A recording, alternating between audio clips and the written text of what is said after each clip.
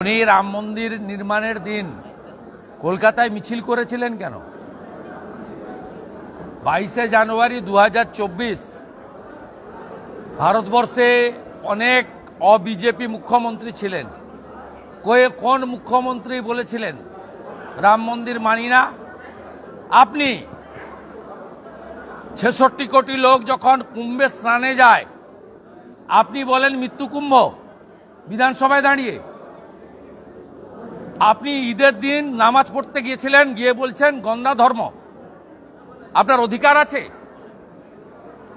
আপনি আমাদের বলছেন জুমলা পার্টির জুমলা গন্দা ধর্ম। সব বিজেপির যারা করে 2,33,27,000 হিন্দু এবং আদিবাসীরা ভোট দিয়েছে, এদের সবার ধর্ম হচ্ছে গন্দা। গন্দা মানে নোংরা। আপনি নিজে আপনার মুখের ভাষা, আপনার বাচনভঙ্গি, আপনি খুশির ঈদে শুভেচ্ছা দেন ধর্মীয় রীতি মেনে, আমাদের আপত্তি নেই। আপনি রামনবমীতে শুভেচ্ছা দেন রামের ছবি বাদ দিয়ে। আপনি নিজের আপনার আচার আচরণ কথাবার্তায় আপনি নিজে হিন্দু বিরোধী প্রমাণ করেছেন। আপনি একটা মিথ্যাবাদী। দীঘাতে হিটকোট টেন্ডারে লেখা আছে জগন্নাথ দেব সাংস্কৃতিক কেন্দ্র, আর আপনি র্যান্ডাম বলে যাচ্ছেন জগন্নাথ মন্দির। আপনার যদি ক্ষমতা থাকে, পুরীর জগন্নাথ মন্দিরের গেটে 4টে ভাষায় লেখা আছে হিন্দু ব্যতীত কাহারও প্রবেশ এখানে চলিবে না, কেবলমাত্র হিন্দুরাই প্রবেশ করবে। আপনি দীঘাতে লিখতে পারবেন তো? পারবেন? ক্ষমতা আছে? আপনার নিজের ভাষা, আচার আচরণ, কার্যপদ্ধতির মধ্য দিয়ে আপনি নিজেকে প্রমাণ করেছেন আপনি একজন জালি হিন্দু।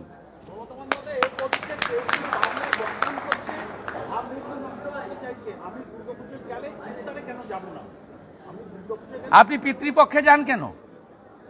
পিতৃপক্ষ হিন্দুরা মানে না, অশুভ ওটা।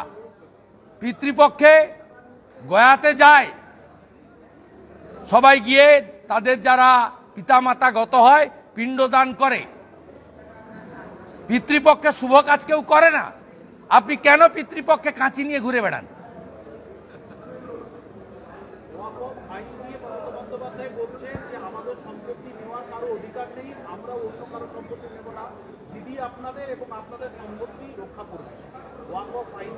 কালকে জঙ্গিপুরে কি হলো? জঙ্গিপুরের পুরসভা আপনার, এমএলএ আপনার, এমপি আপনার, জেলা পরিষদ আপনার। সেখানে কালকে বেচারা পুলিশদেরকে গাড়িগুলো পুড়ালো হলো। আপনার মুখে মোথাবাড়ি নিয়ে কেন নেই? 74টা হিন্দু দোকান ভাঙলো, লুট করলো। আপনার মুখে একটা শব্দ নেই কেন?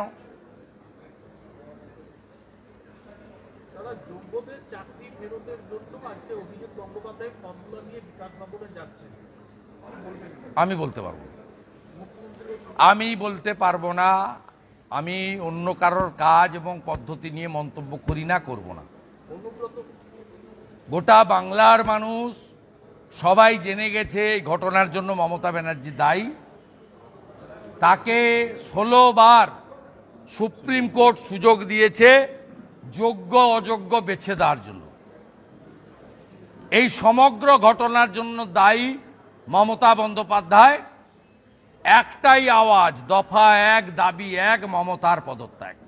এর বাইরে কোনো কথা হতে পারে না। আমরা বলছি বিজেপিকে আনুন। সরকার গঠনের 1 মাসের মধ্যে সিবিআই যে হার্ড ডিস্ক গাজিয়াবাদ থেকে উদ্ধার করেছে, ওখান থেকে ওএমআর বের করে যোগ্যদের তালিকা করে আমরা সুপ্রিম কোর্টে গিয়ে ফেলে দিয়ে বলবো হুজুর এরা যোগ্য, এদের চাকরি আপনি ফিরিয়ে দিন।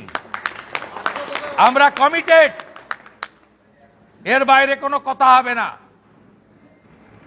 আর আপনি বলেছেন নেতাজি ইন্ডোরে বিজেপি কথা রাখে না, অমুক তমুক ত্রিপুরা। আপনি জানেন না সিপিএম এর ভুলের জন্য 10,000 সামথিং চাকরি গেছিল। তাদের 1 বছর ধরে বিপ্লব দেব প্রাক্তন মুখ্যমন্ত্রীর সরকার মাসে 30,000 টাকা করে দিয়েছে এবং পরবর্তীকালে সুপ্রিম কোর্ট রাজি হয়নি পুনর্বিবেচনার জন্য, তাদেরকে অন্য পরীক্ষায় বসার সুযোগ দিয়ে অধিকাংশকেই অ্যাকোমোডেট করার কাজ ত্রিপুরার বিজেপি সরকার করেছে।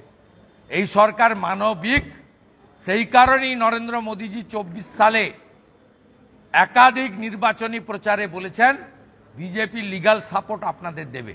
এখনো আমি মনে করি যারা যোগ্য, যাদের হাতে ওএমআর এর নাম্বার আছে, তারা যদি ইন্ডিভিজুয়াল রিট করে সুপ্রিম কোর্টে, তাদেরকে লিগ্যাল সাপোর্ট বা লয়ারদের যে ফিস দেওয়ার কাজ, আমি তো বলেছি আমরা 65 জন বিজেপি এমএলএ আমাদের বেতন থেকে দিয়ে দেব, আপনাদের খরচ করতে হবে। বিভিন্ন জায়গাতে যোগ্য চাকরি প্রার্থীরা তারা ডিআই অফিস ঘেরাও করেছে, কোথাও পথ অবরোধ করছে, কোথাও তালা লাগিয়ে দিচ্ছে। ঠিক আছে, ডেমোক্রেটিক সিস্টেমে অ্যাগ্রিভড যারা হয় তারা বিক্ষোভ করে, কিন্তু সব বিক্ষোভই শান্তিপূর্ণ হচ্ছে, জঙ্গিপুরের মতো হচ্ছে না। আমি জঙ্গিপুরেও যারা করেছেন তাদেরকে যারা প্রোটেকশন দিচ্ছেন, সিদ্দিকুল্লাহ সাহেবদের বলবো, সুপ্রিম কোর্টে তো গেছে ওয়াইসি, 16 তারিখে শুনছি হিয়ারিং, কবে হবে সুপ্রিম কোর্ট ঠিক করবে। সুপ্রিম কোর্টে লড়ুন, গণতান্ত্রিকভাবে করুন।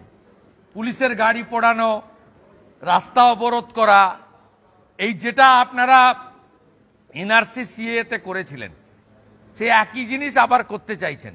দয়া করে এই কাজগুলো থেকে বিরত থাকুন।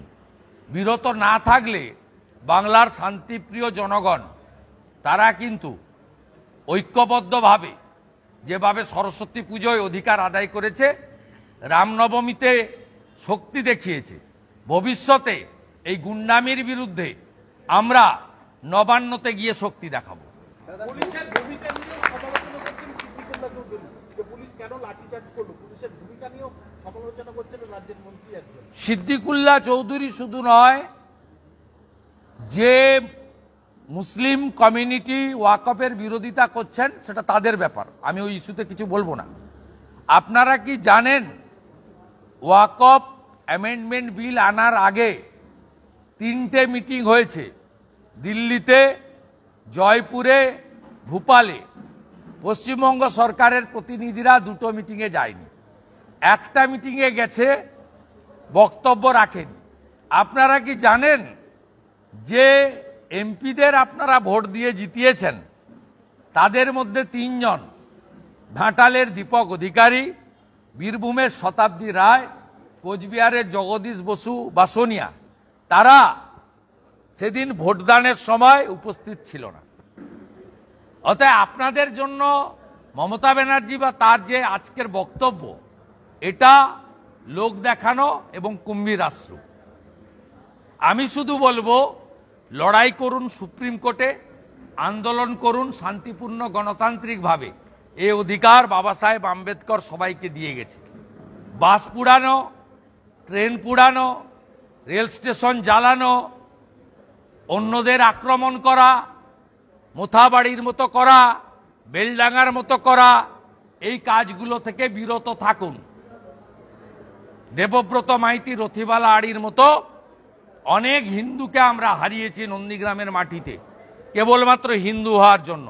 আমরা আর একটাও হিন্দুকে এইভাবে আমাদের কাছ থেকে সরে যেতে দেব না। আমি এসবে নেই।